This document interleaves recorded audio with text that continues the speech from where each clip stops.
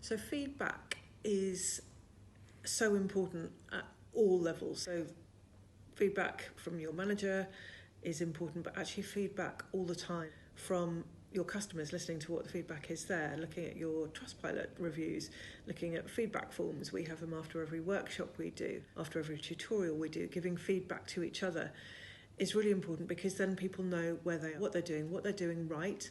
And I did do a video in the series about catching people doing it right, but also feedback about that wasn't quite right. I'm going to need a bit more of this, a bit less of that.